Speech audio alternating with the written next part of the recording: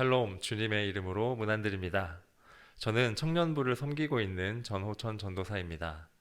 그 어느 때보다 이 안녕하십니까? 라는 이 짧은 인사에 서로의 안녕과 또 소망을 간절하게 바라면서 인사하게 되는 요즘인 것 같습니다.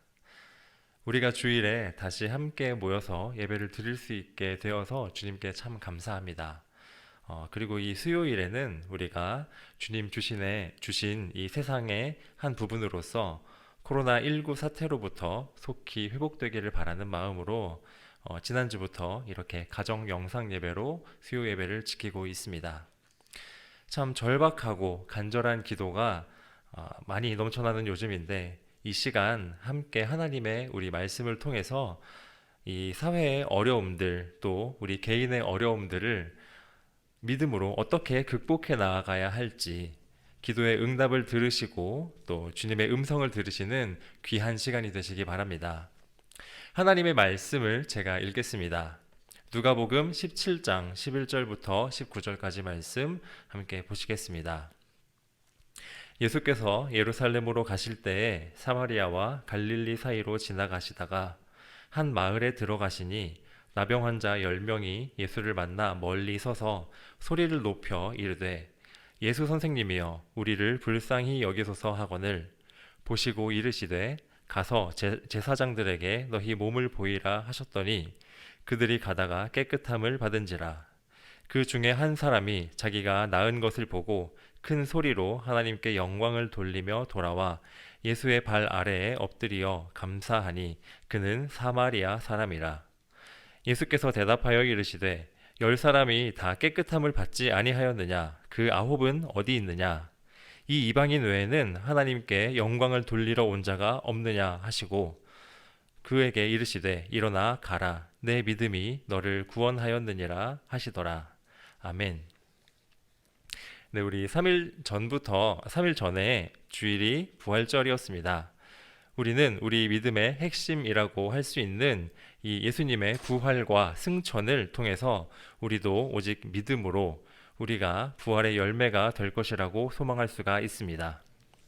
오늘 말씀은 예수님께서 이 땅에 계실 때 나병 환자들을 치료하신 내용의 말씀입니다.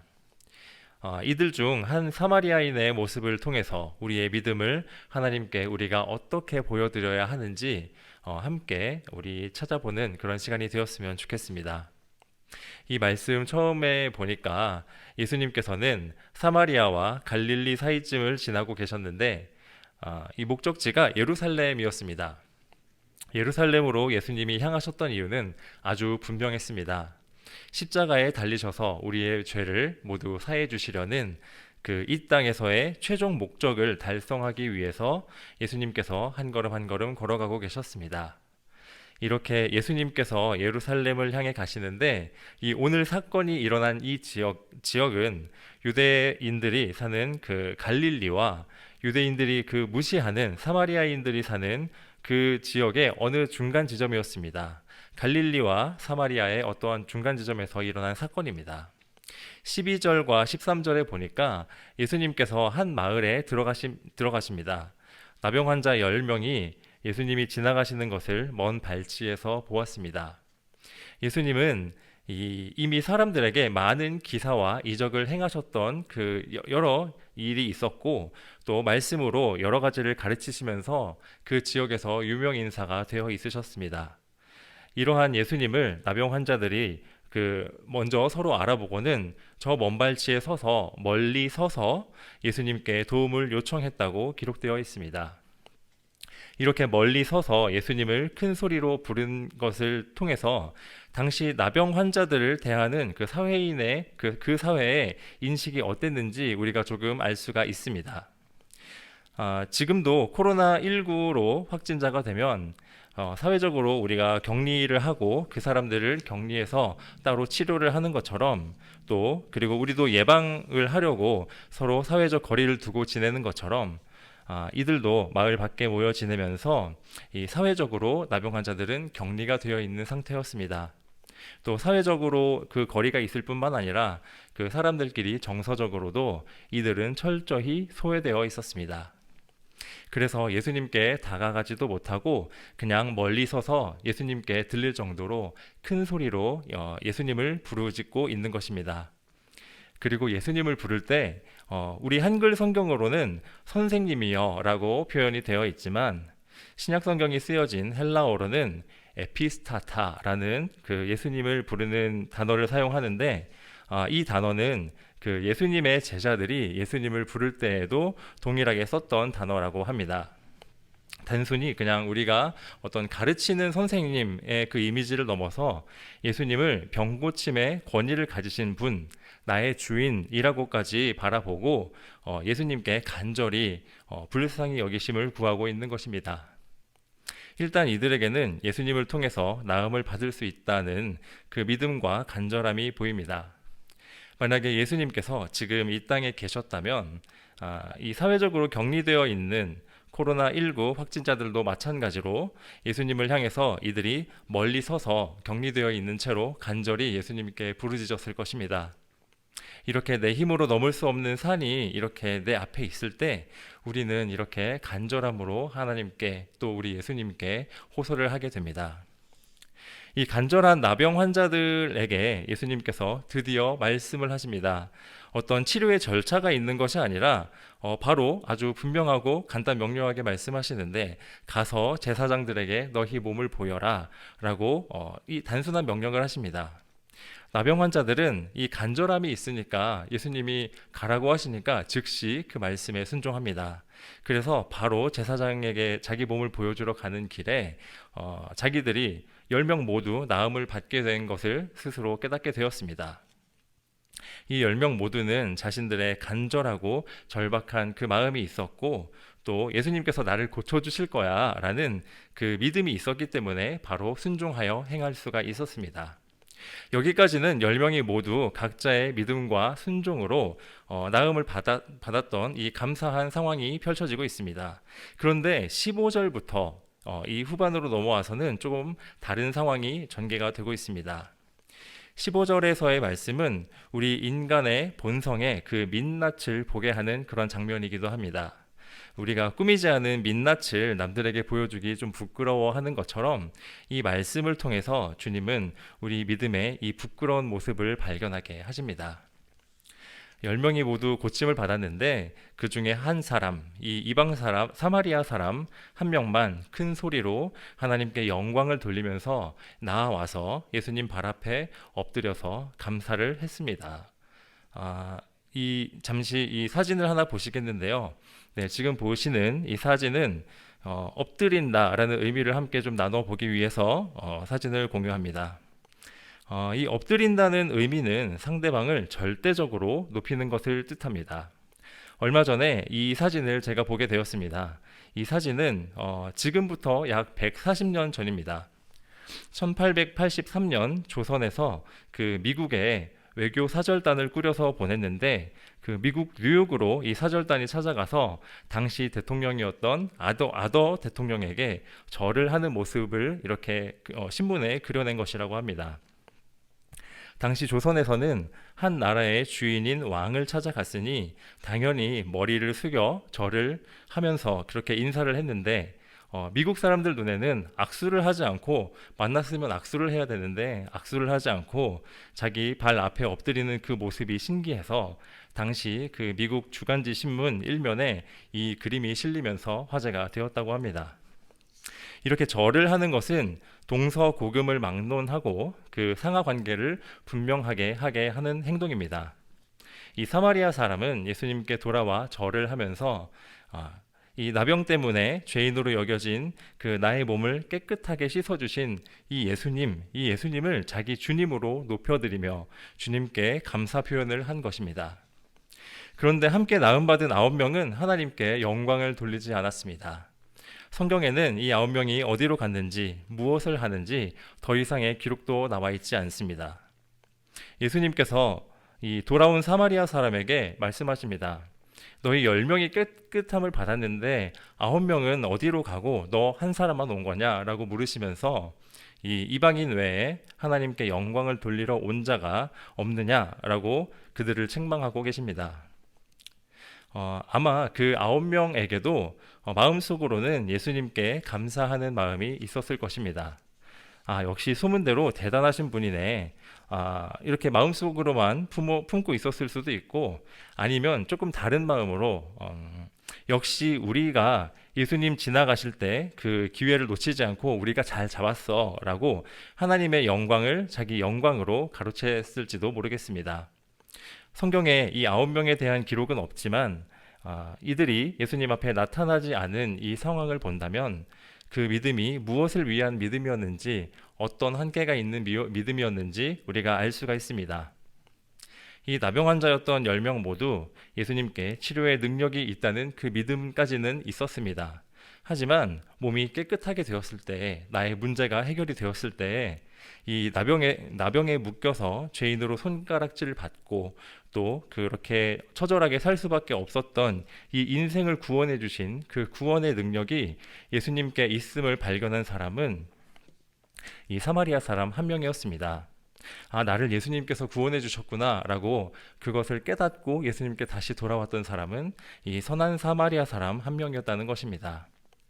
그래서 예수님 발 앞에 엎드려 있는 이 사마리아 사람에게 예수님께서 어떤 칭찬을 하시기보다는 예수님을 구원자로 바라본 이 사마리아인의 중심을 보시고 내 믿음이 너를 구원하였다 라고 예수님께서 짤막하게 말씀하셨습니다. 오늘 이 말씀으로 우리는 거울로 우리의 민낯을 보듯이 나의 믿음은 어떠한 믿음인지 바라보게 하십니다. 누구나 힘들 때는 이 10명의 나병 환자들처럼 주님 앞에 그냥 자동으로 무릎을 꿇게 됩니다. 그리고 간절히 기도도 하게 됩니다. 주님, 저 이렇게 힘든데 불쌍히 여겨주시고 이 고난에서 건져주십시오 라고 간절하게 도우심을 구하게 됩니다. 그런데 그 기도를 받으시는 우리 하나님을 내 고난의 해결사로 믿고 있는지, 아니면 나의 주님으로 믿고 있는지, 그 차이는 하나님께 이렇게 영광을 돌리는 삶인지 아닌지에 따라 우리가 구분할 수가 있습니다. 하나님도 그 중심을 보고 계실 것입니다. 한번 마음속에 질문해 보시기 바랍니다.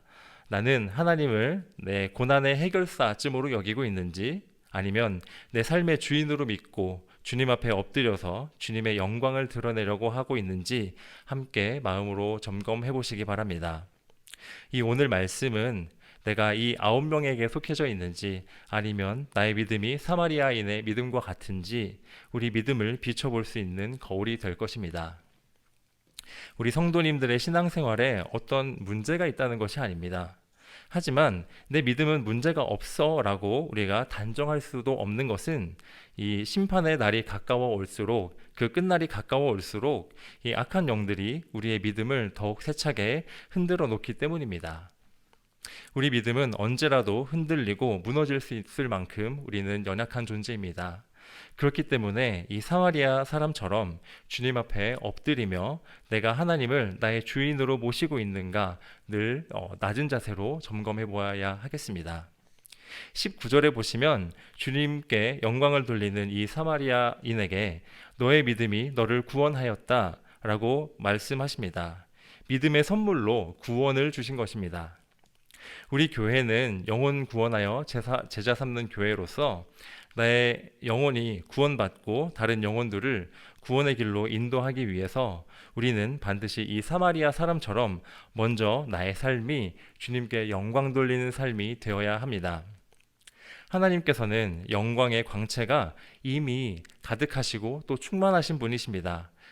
하나님께서 스스로 말씀하실 때 나는 스스로 있는 자니라 라고 스스로 완전하심을 말씀하시면서 이미 완벽하신 그 영광 그 자체이심을 말씀하셨습니다. 달리 말하면 나 하나쯤은 하나님께 영광을 돌리지 않아도 하나님의 영광은 늘 항상 충만하시다는 것입니다. 하나님께 감사와 영광을 돌리는 것은 하나님께서 그 감사와 영광이 필요하셔서가 아니라 하나님께 감사와 영광을 돌리는 것이 구원받은 자들의 의무이기 때문에 그렇습니다. 제가 말씀 중에 참 좋아하는 말씀 한 구절이 있습니다.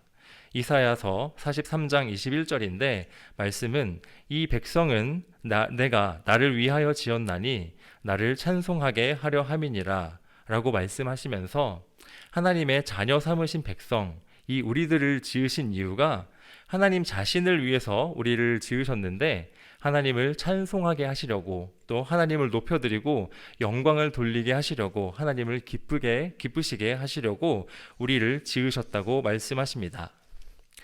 이것은 하나님께서 지으신 우리가 마땅히 해야 할 의무를 말씀해주고 계시는 것입니다. 이 사마리아인의 모습을 볼 때에 이 19절에서 얻은 이 사마리아인의 구원은 믿음이 너를 구원하였다 라고 말씀하시는데 이 믿음으로 구원을 얻은 것입니다. 다른 어떠한 것을 하나님께 드려서 예수님께 드려서 그 대가로 산 것이 아니라 오직 믿음으로 구원을 얻은 것입니다. 그리고 이 사마리아인은 이 믿음을 하나님께 영광을 돌리고 예수님께 엎드려 감사하면서 표현하였습니다. 이 감사하는 마음과 또 감사를 표현하는 것은 완전히 다른 것이라고 합니다. 분명히 나음받은 9명도 마음속으로 예수님을 생각할 때에 정말 소문대로 능력이 있으신 분이네, 대단하신 분이네 이렇게 생각하면서 감사하고 고마운 마음을 가졌을 것입니다. 하지만 오늘 말씀에서 예수님은 이 다시 돌아온 사마리아 사람 한 명의 이 감사의 엎드림을 보기 원하신 건데 이것은 예수님이 높아지려고 그러신 것이 아니라 이 사마리아인의 구원을 위해서 이 한 영혼의 구원을 위해서 예수님께서 기다리고 계셨던 것입니다. 우리가 오늘도 이 어려운 코로나19의 시기를 지나고 있으면서도 여전히 하나님께 예배하며 영광을 돌리고 감사 찬송을 해야 하는 것은 하나님께 우리가 뭔가 도움이 되려고 하는 것이 아니라 우리의 올바른 믿음과 우리가 구원을 받음을 우리가 그러한 감사의 표현으로 증명을 해야 되는 것입니다. 때로는 우리 믿음은 열정이 뜨겁게 타오르다가도 어느 순간 우리가 조건부적인 기도를 하면서 하나님께 이 문제의 해결을 요구하고 싶은 나약한 마음이 들 때도 있습니다. 이렇게 마음이 약해지면 하나님께 믿음으로 기도하기보다는 어떻게든 이 눈앞의 문제를 빨리 해결하고 싶은 마음에 요행을 바라는 것처럼 기도를 하기도 합니다. 우리는 이렇게 연약합니다. 이렇게 연약한 기도를 하다 보면 마땅히 드려야 할 감사는 온데간데 없이 다 사라지고 우리의 마음이 메마른 채로 구슬하는 것과 다름없이 문제 해결만을 바라보고 작은 눈으로 작은 믿음으로 기도를 하게 됩니다. 하지만 오늘 말씀에서 예수님께서 기다리셨던 믿음은 그러한 믿음이 아니었다고 말씀하시는 것입니다. 감사하는 믿음, 또 주님께 찾아가서 엎드리면서 주님을 높여드리기를 원하시는 것입니다. 우리가 어떤 상황에 처해 있든지 또 어느 곳에 고립되어 있든지 우리 믿음의 열매들이 항상 우리 삶에 가득히 맺어져야 할 줄로 믿습니다.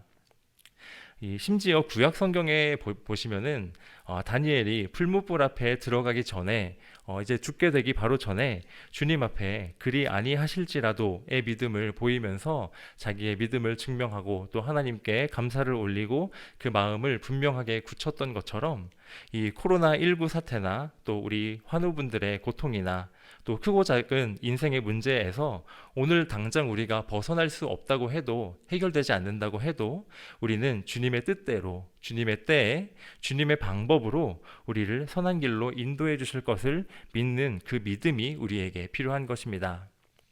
우리 성도님들도 이 누가복음 말씀을 통해서 이 고난의 시기를 믿음으로 극복하시기 바랍니다. 전 세계가 함께 고통을 받고 있습니다. 뿐만 아니라 우리 개인의 문제들도 정말 많이 쌓여 있습니다. 이러한 상황에 먼저 우리는 구원의 확신이 있기 때문에 우리 하나님께 감사를 올릴 수가 있습니다. 그리고 우리에게는 오늘도 건강한 호흡이 있기 때문에 그 호흡을 주셔서 생명을 주셨기 때문에 우리는 감사할 수 있습니다. 또한 나의 문제들과 전 세계에 고통받는 그 이들을 위해서 이 기도할 수 있는 마음을 주셨기에 그 믿음을 주셨기에 우리는 또 감사할 수가 있습니다. 19절 말씀에서 믿음으로 구원받은 자에게 이 예수님께서 명령을 하십니다. 마지막에 그 말씀에 짤막하게 또 명령을 하시는데 일어나 가라 라고 명령하십니다.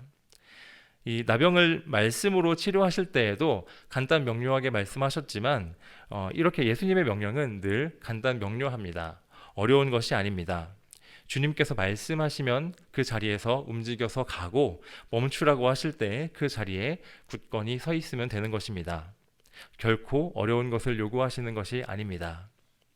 우리가 앞으로 어떻게 살아가야 할지 우리는 내일 일을 절대 알 수가 없지만 우리의 구원자이신 하나님께서 우리를 선한 길로 인도하실 것을 믿고 기도하기 힘쓰시는 우리 성도님들이 되시기 바랍니다. 하나님께서 그 기도를 통해서 반드시 우리와 함께 일하시고 응답해 주실 것입니다. 짧은 말씀을 정리합니다. 우리의 믿음은 우리 삶 속에 이 아름다운 열매들로 나타나게 됩니다. 우리 영복교회 성도님들의 삶에 이 사마리아 사람과 같이 하나님께 영광을 돌리시고 또 삶에 늘 감사 찬송이 넘쳐나시고 주님께 순종하며 기도하시는 그 아름다운 믿음의 열매들이 가득히 넘쳐나시길 기도합니다. 그리고 일어나 가라 라고 예수님께서 명령하실 때에 힘차게 세상으로 나아가서 영혼 구원에 힘쓰시는 복된 삶이 되시기를 간절히 소망합니다. 함께 기도하시겠습니다. 하나님 아버지, 이 코로나19로 전 세계가 같이 고통받고 있는 이렇게 어려운 상황 속에서도 저희들에게 지혜를 주셔서 주님께서 예배의 자리를 지키게 하시니 감사합니다. 비록 교회에서 모여서 이 수요 예배를 드리지 못하지만 저희들 각자의 자리에서 주님께서 주시는 말씀을 통하여서 오늘도 지혜를 얻고 또 저희들 새롭게 변화되기를 원합니다. 하나님 아버지, 저희들 마음속에 그리 아니하실지라도 감사할 수 있는, 기뻐할 수 있는, 주님께 영광을 돌릴 수 있는 그 믿음을 허락하여 주시옵소서. 저희들이 감사하는 그 마음을 그냥 마음속에 가지고 있는 것이 아니라 하나님께 기도로 올려드리면서, 찬양으로 올려드리면서 우리의 마음속에 있는 그 감사를 하나님께 표현하게 하시고 그 감사의 마음으로 하나님께서 저희들과의 더욱더 깊은 관계를 맺어주시고 또 더욱더 깊이 소통하여 주시고 저희들에게 메시지를 저희들에게 오늘도 던져주시옵소서. 이번 한 주간을 살아가면서도 주님께서 부활하신 그 기쁨을 저희들 삶 속에서 맛보아 누리기 원합니다. 그리고 또 이 코로나19로 고통받고 또 많은 환우들께서 고통받고 있는 이 상황 속에서 그 아픈 것들을 주님께서 치유하여 주시고 또 함께 한 마음으로 기도하며 주님께서 나음 받게 하시는 우리가 될 수 있도록 주님 인도하여 주시옵소서. 오늘 이 저녁 시간에도 주님께서 평안함으로 허락하여 주실 줄 믿고 이 모든 말씀 예수 그리스도 이름으로 기도드립니다. 아멘.